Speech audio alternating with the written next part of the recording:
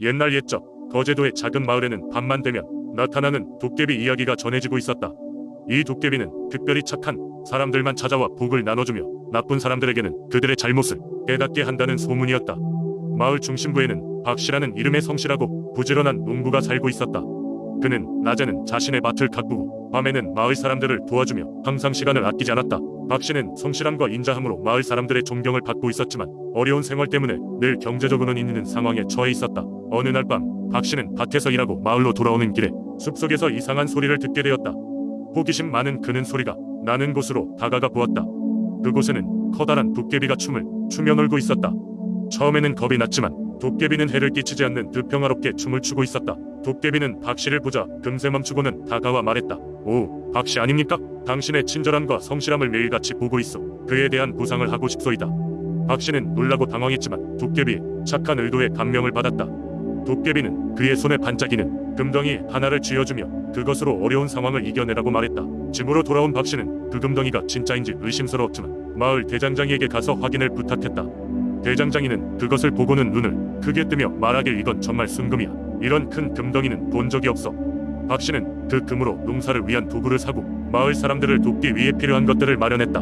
그 후로도 도깨비는 자주 박씨를 찾아와 그의 다정한 마음씨와 성실함을 칭찬하며 그를 돕고 마을 사람들도 점점 박씨를 믿고 따르게 되었다. 박씨는 자신의 행복뿐만 아니라 마을의 번영을 위해 노력하며 살았다. 도깨비의 이야기는 세대를 거쳐 내려오면서 거제도에 거주하는 사람들에게 타인에 대한 배려와 도움의 중요성을 일깨우는 교훈으로 자리 잡았다.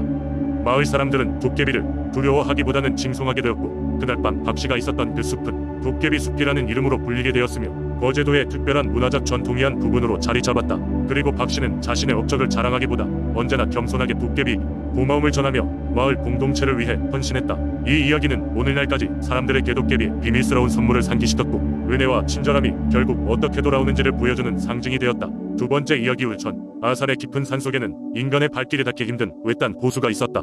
사람들은 그 호수를 신령의 호수라 불렀고 여우가 그곳을 지킨다는 이야기가 전해 내려왔다. 호수 주위에는 언제나 안개가 자욱하게 끼어있어 마치 다른 세계로 이어지는 문을 지키는 듯한 신비로움을 풍겼다. 그 마을의 노인들은 어린 시절부터 여우 구슬의 전설을 들으며 자랐다. 여우 구슬은 강력한 마법을 가진 신령들이 자신의 힘을 봉인한 구슬로 호수의 여우는 구슬의 수호자였다. 여우는 인간의 욕심이 구슬을 찾지 못하게 하기 위해 호수의 그림자로 숨어버렸다고들 했다. 하지만 욕심 많은 인간의 마음은 호수가 가진 신비로움을 탐했고 그중 한 청년이 있었다. 그는 어려서부터 전설 속 여우 구슬을 찾아 자신의 인생을 바꾸고자 결심했다. 청년은 호수의 위치를 알아내는 데 성공했고 어느 비밀스러운 새벽 그는 호수를 찾아 길을 나섰다. 안개가 짙은 숲길을 따라 걷다. 드디어 호수에 도달한 그날 정적에 휩싸인 호수는 광명험한 아름다움을 자아냈다. 청년이 발길을 멈추자 갑자기 물결이 잔잔하게 흔들리며 잔잔함의 균열이 일어났고 호수 가운데서 한 마리의 백여우가 모습을 드러냈다. 눈처럼 하얀 털과 신비스러운 눈빛을 가진 여우는 인간을 시선으로 가로채며 물었다. 왜 이곳에 왔니? 젊은 인간이여. 청년은 잠시 당황했지만 그와 동시에 구슬을 찾고자 했던 그의 열망이 다시금 불타올랐다. 청년은 용기를 내어 외쳤다. 저는 여우 구슬을 찾으러 왔습니다.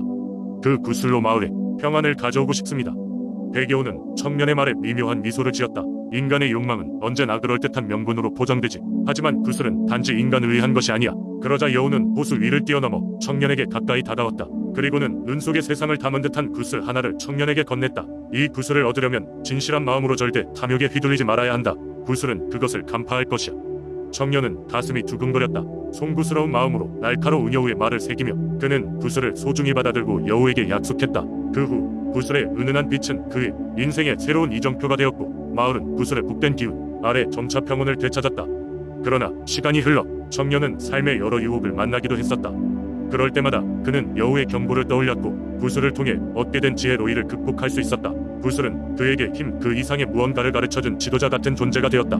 전설의 이야기처럼 여우 구슬은 단지 물리적인 힘이 아닌 마음 깊은 곳의 진실함이 무엇인지를 생각하게 하는 수단이 되었다. 아산의 사람들은 청년의 이야기를 통해 구슬의 진정한 가치를 알게 되었고 그 소중함을 전설로 이어가며 오래오래 간직하였다. 세 번째 이야기 옛날 옛적 양산의 깊은 산골짜기에서는 바람의 신을 섬기는 마을이 있었다.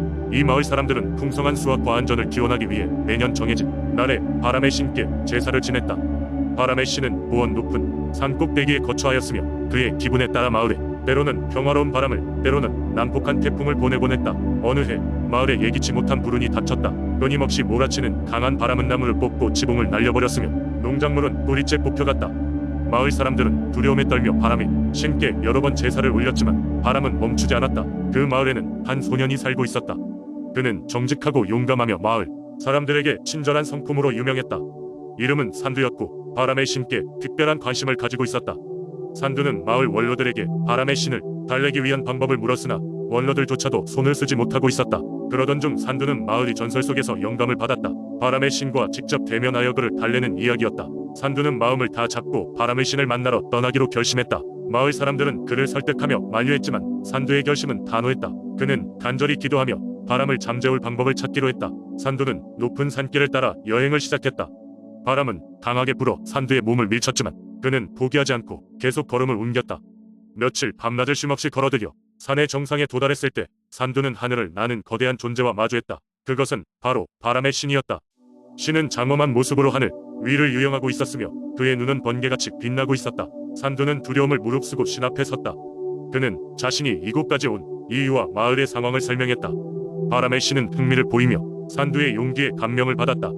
내 용기와 진실된 마음을 존중하여 내 소원을 들어주겠다 라고 신은 말했다. 바람의 신은 조용히 손을 휘저으며 마을을 덮친 난폭한 바람을 거두어갔다. 마을에는 다시 평온이 찾아왔으며 장벽같이 쌓였던 구름도 천천히 흩어졌다. 산두는 기쁨에 차 감사의 인사를 전하고 마을로 돌아갔다. 마을 사람들은 산두를 영웅으로 맞이했다. 이후로도 그들은 산두의 이야기를 전하며 바람의 신을 기리기 위한 축제를 매년 열게 되었다. 그날 이후 바람의 신은 더 이상 마을에 재앙을 내리지 않았으며 마을은 풍요로운 날들을 되찾았다. 이처럼 양산의 민속신앙에는 자연을 이해하고 조화를 이루려는 강한 믿음이 깃들어 있었으며 산두와 같은 용감한 인물들의 이야기는 전해 내려왔다. 네 번째 이야기. 옛날 옛적 바닷가 작은 마을 속초에는 바다와 하늘을 가르는 강한 바람이 불어오곤 했습니다. 이 마을 사람들은 이 바람을 통해 계절의 변화를 느끼고 항해의 길을 예측하며 농사를 준비하곤 했습니다. 하지만 이러한 바람은 항상 인자한 것만은 아니었습니다. 마을 사람들은 오래전부터 바람 속에 요정이 있다고 믿어왔습니다. 이 요정은 기분에 따라 바람을 부드럽게 불기도 하고 때론 거세게 휘몰아쳐 사람들에게 고난을 주기도 했습니다. 그래서 마을 사람들은 매년 하늘과 바람의 신에게 제사를 올리며 요정을 달래고자 했습니다. 어느 해 바다는 유난히 거칠어졌고 바람 또한 심상치 않은 기세로 휘몰아쳤습니다. 어부들조차 바다에 나가는 것을 두려워할 정도였습니다. 바람은 이틀 이상 계속되었고 마을 사람들은 점점 불안해졌습니다. 이때 마을의 최고 연장자인 집 앞 어부가 마을 회관에 모인 사람들에게 옛날 이야기를 전해주었습니다. 옛 조상들은 바람 요정에게 지혜와 용기를 가진 자만이 그 마음을 움직일 수 있다고 했네. 용기의 증표로 요정에게 특별한 선물을 건네야 했지. 그런데 요즘 마을에 그런 것을 준비한 사람은 없이 만나는구먼. 그러자 사람들이 물었습니다.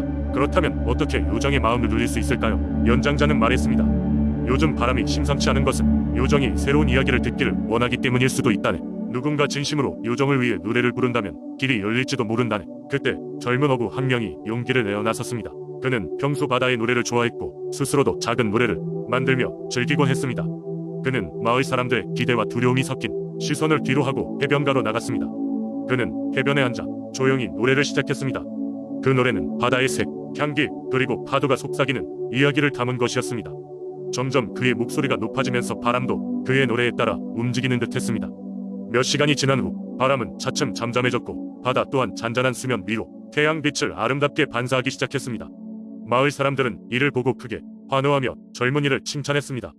그때부터 이 마을의 전통에는 해마다 바람 요정을 위해 노래를 부르는 의식이 추가되어 속초의 한 문화로 자리 잡게 되었습니다. 이 이야기는 속초 사람들에게 자연과 함께 조화롭게 살아가야 한다는 지혜를 전하며 새로운 세대가 자연을 존중하고 그 소리를 잘 듣도록 하는 가르침이 되었습니다.